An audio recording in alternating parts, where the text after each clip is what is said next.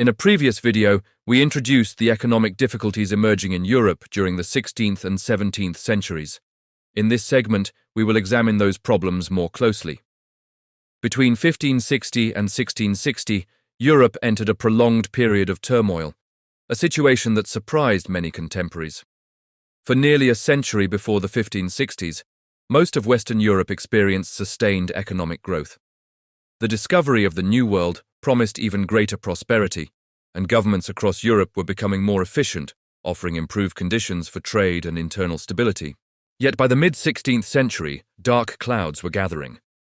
A combination of demographic pressures, inflation, political instability, and religious conflict created what historians often call the crisis of the 17th century, or the Iron Century. Among the most significant developments of the era was the price revolution, a sustained and unprecedented rise in prices across Europe. Beginning in the second half of the 16th century, the cost of basic goods rose sharply. In Flanders, the price of wheat tripled between 1500 and 1600. In Paris, grain prices quadrupled. In England, the overall cost of living more than doubled over the same period. Although modern economies have experienced worse inflation, this dramatic increase in prices was completely new to Europeans of the 16th century. Historians debate the exact causes of the price revolution, but two major factors stand out: population growth and the influx of silver from the New World. Europe's population had been devastated by the plague outbreaks of the 14th and early 15th centuries. But beginning in the mid-1400s, population levels began to recover. Around 1450, Europe had roughly 50 million inhabitants. By 1600, that number had risen to approximately 90 million.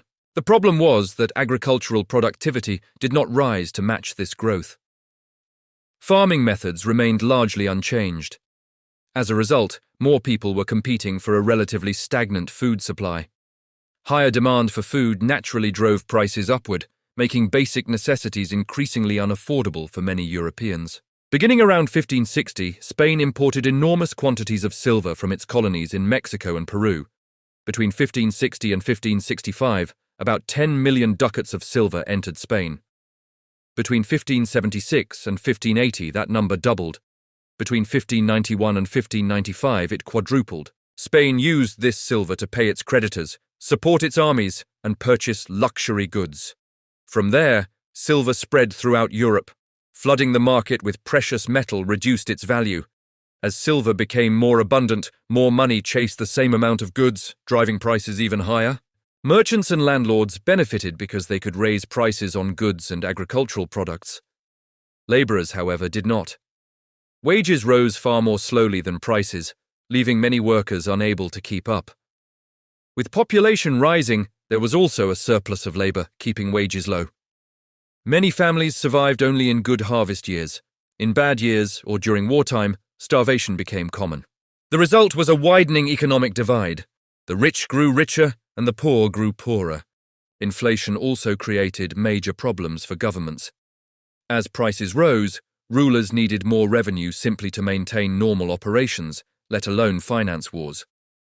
Since taxation was their primary source of income, rulers increased taxes aggressively.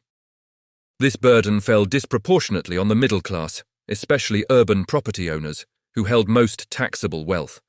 The result was rising resentment and periodic resistance against governments that seemed predatory or indifferent. Even when the price revolution slowed around 1600, the economic damage lingered. Population pressure eased and silver imports declined, stabilizing prices, but living conditions for the poor did not improve. In many regions, they worsened, especially as warfare intensified during the mid-17th century.